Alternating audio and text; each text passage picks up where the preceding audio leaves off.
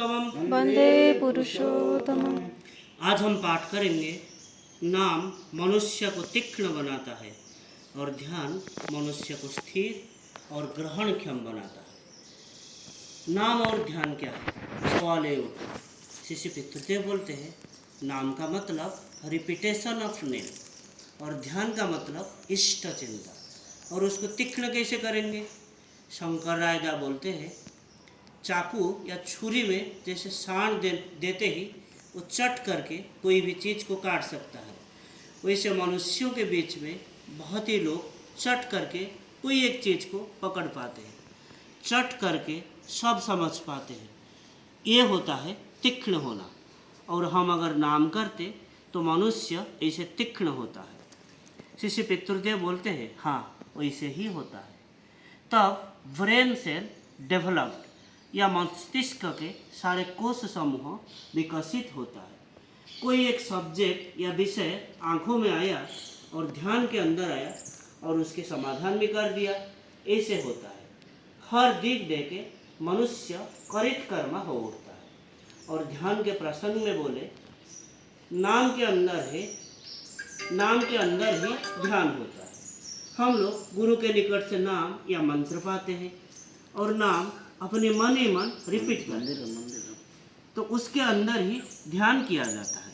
और ध्यान की वजह से सब कुछ मन के अंदर पकड़ के रखने की क्षमता वृद्धि प्राप्त होता है। ब्रेन सेल्स डेवलप्ड होता है। फिर गला के स्वर थोड़ा उच्च करके बोलते हैं, मैं जोर दे के कहता हूँ, नाम करना जरूरी है। अंततः ये बेड़ा आधा घंटा और दूसरी वक्त आधा घंटा रोज। ऐसे कुछ दिन करने से सब कुछ क्लियर या स्पष्ट होगा। फिर बसवंत सिंह दा बोलते हैं, आज्ञा इस प्रहर अर्थ कब और कैसे किया जाता है? श्री पितृदेव बोलते हैं, संध्या के समय अगर वक्त मिलता है तो करना अच्छा है। दोपहर के खाने के 4-5 घंटे बाद कर सकते हैं। नाम ध्यान करने का अंततः आधा घंटा बाद खाने जा सकते हैं, उससे पहले नहीं। फिर नाम ध्यान करके किस धर्म के मनुष्य, वो प्रसंग में श्री पितृदेव बोलते हैं, मनुष्य 3 तरह के होते हैं। एक होते हैं स्थूला बुद्धि संपन्न, वो लोग आहार निद्रा मैथुन लेकर ही रहते हैं। वो लोगों को जितना उपदेश दो किसी भी तरह कुछ नहीं होता है, वो लोग उस मार्ग में ही विचरण करते हैं। और दूसरा होता है प्रवृत्ति परायण मनुष्य, वो लोग उनको प्रवृत्ति जो कराता है वही करते हैं। और ये लोग होते हैं रजोगुणी। और तृतीय तरह के लोग होते हैं, ये लोग इनके ऊर्ध्व में और एक कुछ लोग हैं, जो लोग सिर्फ आहार निद्रा मैथुन लेके नहीं रहते। वो प्रवृत्ति या प्रवृत्ति परिपोषण लेके ही विचरण नहीं करते। ये लोग आहार निद्रा मैथुन के द्वारा इन्फ्लुएंस या प्रभावित नहीं होते, इनके बुद्धि द्वारा परिचालित नहीं होते।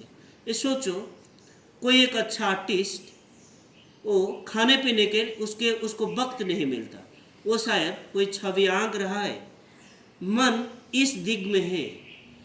या सोचो कोई एक अच्छा गाता है, अच्छा गायक है, माँ बाप की कथा में ब्याह तो किया है लेकिन ससुर घर जाने का इच्छा नहीं हो रहा है।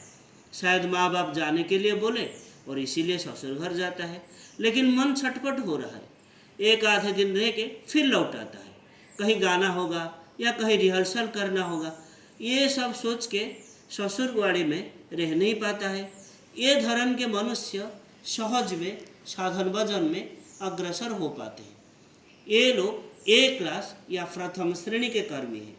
वो लोग सात्विक स्वभाव के लोग हैं। और इनके परवर्ती जो लोग हैं वो लोग नीच क्लास के लोग हैं। इनको समय लगता है साधन भजन के फल पाने के लिए। तब सद्गुरु लाभ अगर होता है तब उनके कृपा से ये 3 श्रेणी के सभी के भी सहज से परिवर्तन हो सकता है। ईश्वर की इच्छा में तो ही सब कुछ होता है, वो तो सब कुछ है। फिर अजित गंगोपाध्याय दा को बोलते हैं, आज्ञा यहाँ हम लोग देखने पाते हैं जो लोग आश्रम को आते हैं वहाँ भी विभिन्न धर्म के मनुष्य होते हैं। शिष्य पितृदेव बोलते हैं, हाँ मनुष्य तो चार धर्म के आते हैं, एक आर्त है, अर्थार्थी है, ज्ञानी है, जिज्ञासु है। जो लोग जिज्ञासी, उनको देखोगे ठाकुर उनको देख के हिल उठते थे। जो लोग जिज्ञासी, उनको देखते ही कितने बात उनके मुंह से निकल आते था, विभिन्न प्रश्न, विभिन्न आलोचना होता था। ये सब आलोचना बाद में फिर अनुगामियों को कहते थे, नाम करो, अच्छे करके नाम करो, एकमात्र एक क्षण के लिए भी नाम को मत छोड़ना, ये सब कहते थे आधार के अनुसार। फिर परमेश्वर पालदा पूछते हैं, आगे ये चार श्रेणी के मनुष्य के अंदर अर्थ और अर्थार्थी क्या स्थूलाबुद्धि संपन्न मनुष्य है? शिष्य पितृदेव बोलते हैं, हाँ, ये लोग नीच श्रेणी के मनुष्य, मेरा नहीं, इनके लिए क्षोभ होता है। वही तृतीय श्रेणी के मनुष्य, वो सब स्थूलाबुद्धि संपन्न, ये सब मनुष्य से खूब सावधान से रहना होता है। द्वितीय श्रेणी के मनुष्य, वो लोग प्रवृत्ति के मार्ग में चलते हैं, अहंकार के वशीभूत होते हैं। लेकिन प्रथम श्रेणी के मनुष्य, जो लोग बुद्धि द्वारा परिचालित होते हैं, वो लोग भी सब के यार या ग्राह नहीं करते। वो लोग अपने आदर्श को लेके ही रहते हैं, अपने दुख दैन्य इनके माथा खराब नहीं कर पाता है। दुख कष्ट उनके निकट कुछ भी नहीं होता है, और दूसरों के लिए कुछ ना कर पाने से वरम क्षोभ होता है। दूसरों के दुख देख के वो अगर मोचन नहीं कर पाते हैं, ये लोग तृप्ति नहीं पाते हैं। मैं जो समझता हूँ वही बोला, ठीक की भूले ये तो नहीं जानता। फिर गुरु किंकर दा की ओर देख के बोलते हैं, ठीक ही बोला है ना? फिर वो बोलते हैं, आज्ञा हाँ। फिर परमेश्वर पालदा पूछते हैं, आज्ञा अधिकांश मनुष्य तो तृतीय श्रेणी के अंदर ही है। शिष्य पितृदेव बोलते हैं, हाँ, अनेक तो ताही, वही तृतीय स्तर के नीचे होता है पशु। ये लोग स्थूलबुद्धि मनुष्य जो लोग हैं, पशु के ठीक ऊर्ध्व में होते हैं। फिर कथा प्रसंग में शिष्य पितृदेव बोलते हैं, अनेक कहते हैं काम भाव से जब मनुष्य होता है तब ध्यान करने से काम में पड़ता है, लेकिन वो नहीं, व्यापार ठीक वही नहीं है। असल में जब काम का ही ध्यान करता है, ठाकुर का ध्यान नहीं करता, और काम भाव कट जाता है ठीक भाव से नाम करने के बाद। ये नहीं सुने हो, राम नाम करने से भूत भी चला जाता है? कैसे जाता है? ठीक वैसे करने से सिंसियरली या निष्ठा के साथ करना जरूरी है। गुरु किंकर दा बोलते हैं, अतीन्द्रिय कौन से लोग हैं या अतीन्द्रिय कौन कौन है? शिष्य पितृदेव बोलते हैं, मन, बुद्धि, चित्त और अहंकार, ये सबको अतीन्द्रिय कहते हैं। चक्षु, कर्ण, नासिका, जिह्वा, त्वक, ये सब कर्ता का मन। बुद्धि मन के ऊपर है, बुद्धि मन को चालना करता है, और चित्त होता है चैतन्य, वो भी फिर हर घट में है, सर्व घट में है। फिर पंडित दा पूछते हैं, आज्ञा खाने का कितने समय बाद साधन भजन में बैठना होता है? शिष्य पितृदेव बोलते हैं, अंततः 4 घंटे बाद, और ऊपर वेला अगर होता है, विकाले अगर होता है तो फिर टिफिन खा के आधा घंटा या 45 मिनट बाद बैठना होता है। और साधन भजन के समय कम खाना होता है, उससे अच्छा होता है, जैसे दूध, रोटी, आँखों का गुड़, थोड़ा सा चटनी, ये सब अच्छा है।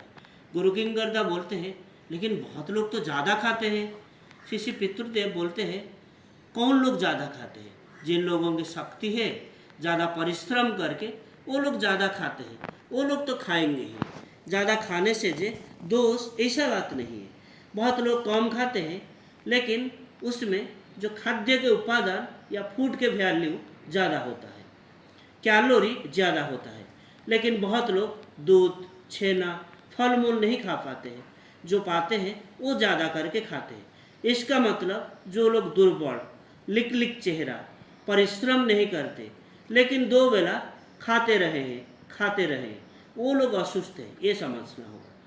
फिर पूर्व कथा के सूत्र लेके बोलते हैं, जनेक भाई प्रश्न उठाते हैं, आज्ञा आहार, निद्रा, मैथुन लेके जो लोग रहते हैं, उन लोगों के क्या संशोधन का कोई पथ नहीं है? शिष्य पितृदेव बोलते हैं, वही बात तो बोला, ये लोग थोड़ा बुद्धि संपन्न मनुष्य है। ये लोग अगर अच्छे लोगों के संग लाभ करते हैं या संग में रहते हैं या महापुरुष के भावधारा के साथ परिचित होते हैं तो वो लोग घस घस के परिवर्तन हो सकते हैं। ये घटना इष्ट प्रसंग से 17 जुलाई 74 से लिया गया है। आज के लिए इतना ही। वंदे पुरुषोत्तमम। वंदे पुरुषोत्तमम्। जय गुरु।